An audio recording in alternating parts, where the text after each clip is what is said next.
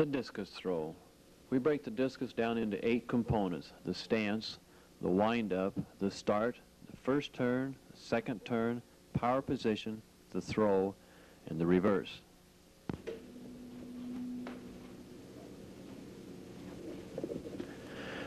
The grip, there are 2 methods, the spread and the claw. The spread you see here. In each, we keep the center of the hand slightly behind the center of the discus. This is the claw grip with the middle and the index finger together, the center of gravity again slightly behind the center of the discus. This is the strongest of the 2 grips. Here we see the release, and the release is off the index finger, and this can be taught by throwing the discus out or up like a bowling ball. In the stance should be wide but comfortable, the left foot on the center line. Center line bisecting the center of the circle. In the wind-up, a down and up rhythm, shifting the weight from the right back over the left. Nice long motion with the discus. A definite down and up motion. This can even be exaggerated with younger throwers. Catch the discus on the upswing. This helps relax the throwing arm and the shoulders and moves the discus over a longer period. In the start, shift the center of gravity over the left. Pivot on the ball of the left foot. Nice pivot on the ball of the left foot. In the first turn, stay on the balls of the feet. Do not let the heels touch from this point on. Develop linear speed by pushing the left hip in the direction of the throw. It is not a fast motion. Simply allow the hips to fall in the direction of the throw as you see here.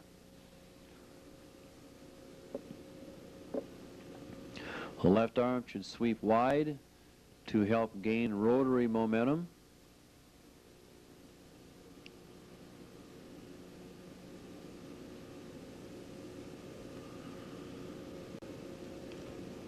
Then a wide radius with the right leg, the heaviest part of the body. The wider the radius, the greater the potential rotary momentum built up.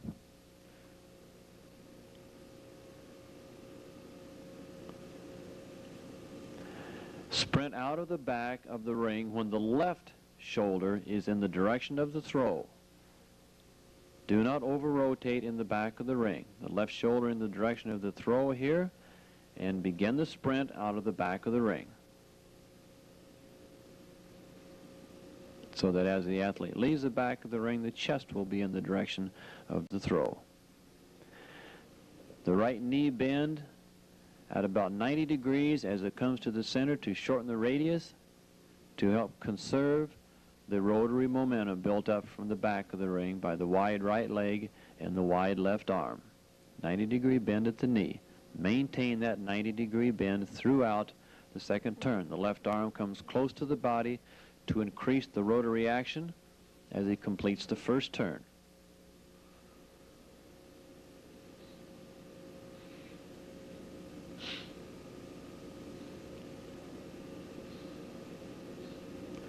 Land on the toes with the center of gravity over the right foot. Stay up high on the toes all the way through the first and the second turn and through the power position even. Center of gravity must stay back over the right foot throughout the second turn.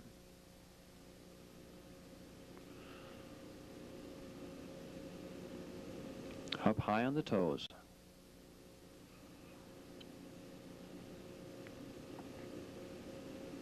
Center of gravity back over the right leg.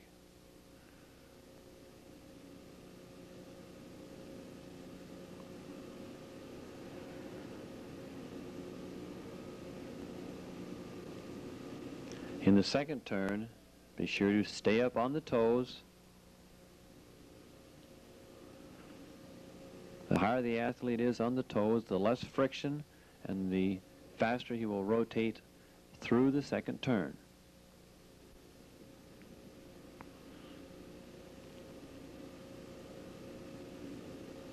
You want to maintain as much of the rotary velocity built up as possible. Bring the left heel up high, close to the buttocks. This helps, again, to facilitate the rotary motion through the center of the ring. The center of gravity must stay over the right foot throughout the turn. This is a very, very critical position.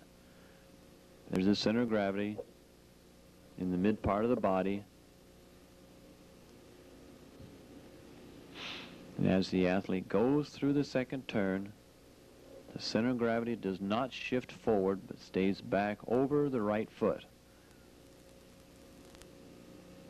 The right hip comes around, the same relative position as it was when it landed out of the first turn. Keep the angle at the knee and the ankle joint constant, and the center of gravity must stay back over the right foot. The left foot reaches for the front of the ring with the center of gravity back over the right. The left leg will be nearly straight.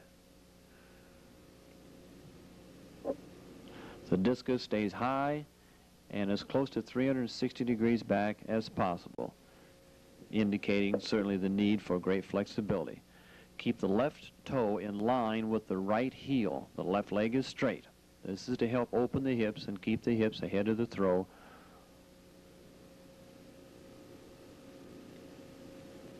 The left arm sweeps wide, center of gravity still back over the right.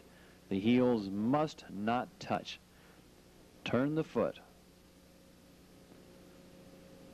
If the right foot turns, the knee and the hip will follow. They must follow. This allows the athlete to concentrate on keeping the foot against the ground, creating force against the ground for a longer period of time. Turn the foot, the knee and the hip follow. The left arm will sweep wide in the same plane as the discus, then will lock down to the side, decelerating the left side of the body to 0. The hips must be ahead of the shoulders until the release. This is accomplished by keeping the center of gravity back over the right foot throughout the second turn and throughout the power phase and the throw, right up to the point of release.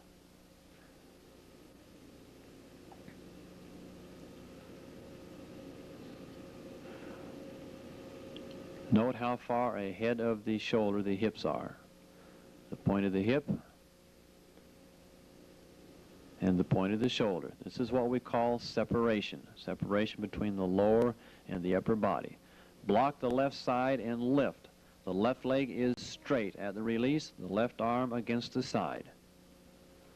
Release the discus at shoulder level.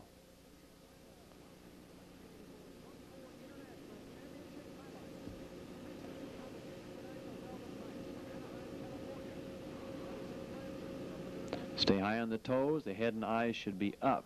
The left foot leaves the ground before the right. On the reverse, the left leg goes back and straight. Drop the torso. Rotate one turn, and the athlete should be back in control after one turn. Lower the center of gravity. Keep the left leg back and straight. Help counterbalance the body.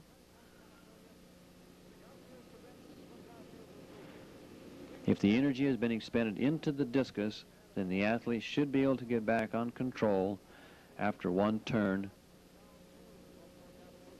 back into the center of the ring. This is Mac Wilkins throwing 225 feet 4 inches at the 1980 Olympic trial. We'll see this 3 different times for technique study and then faster for the rhythm of the throw. Note the nice down and up motion. Catch the discus on the upswing. This is to help relax the upper body, move the discus over the longest range possible.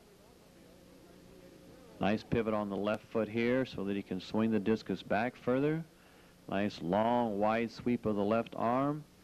Watch the hips fall towards the center of the circle to gain linear momentum. No quick motion. Keep the hips out ahead of the knee. Wide right leg for the wide radius. Wide left arm for radius. Bend the right knee as he goes to the center to shorten the radius. and conserve the momentum built up from the back.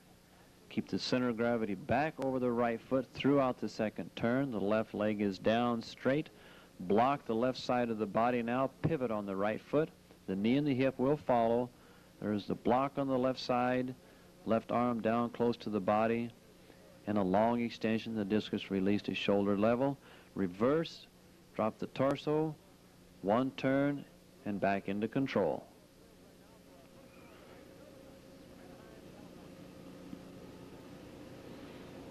Note the smooth, fluid motion throughout. No great speed at the back. The speed comes in the center from developing the linear and rotary momentum. Then that speed is transferred into the discus by stopping the left side of the body and accelerating the right side of the body into the throw. Block the left side, the long release.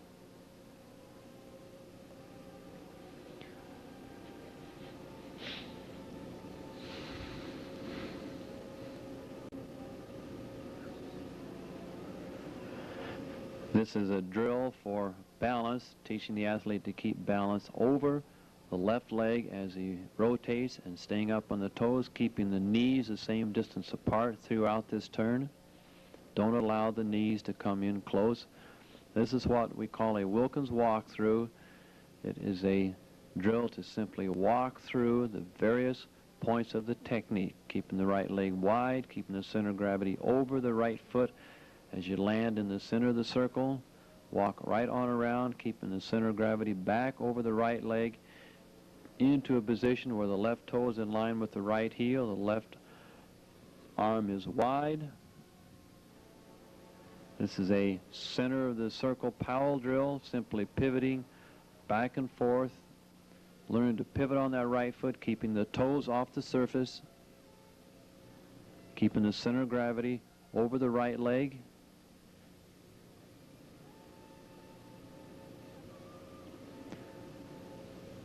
This is a pop drill where the center of gravity is kept back over the right side. The left foot pops off the ground before the right, then the pop in the reverse. This is a drill to keep the center of gravity back over the right leg throughout the power position and into the throw. This is an advanced drill. This is using a pop from the back of the ring. Powell drill. Stand in the back of the ring, drive across the ring, keep the center of gravity back, pop the left leg up and go into the reverse.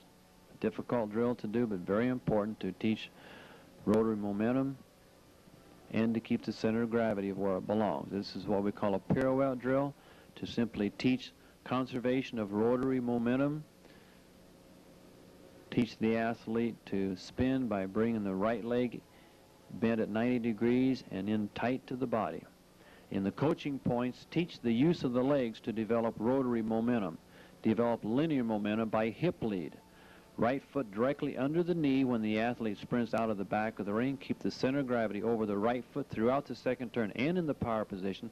The left arm wide at the start, close to the body in the middle of the throw. Stay on the toes throughout the entire throw. In the throw, turn the right foot and lift. Knee and the hip will follow. The right hip ahead of the right shoulder until the release.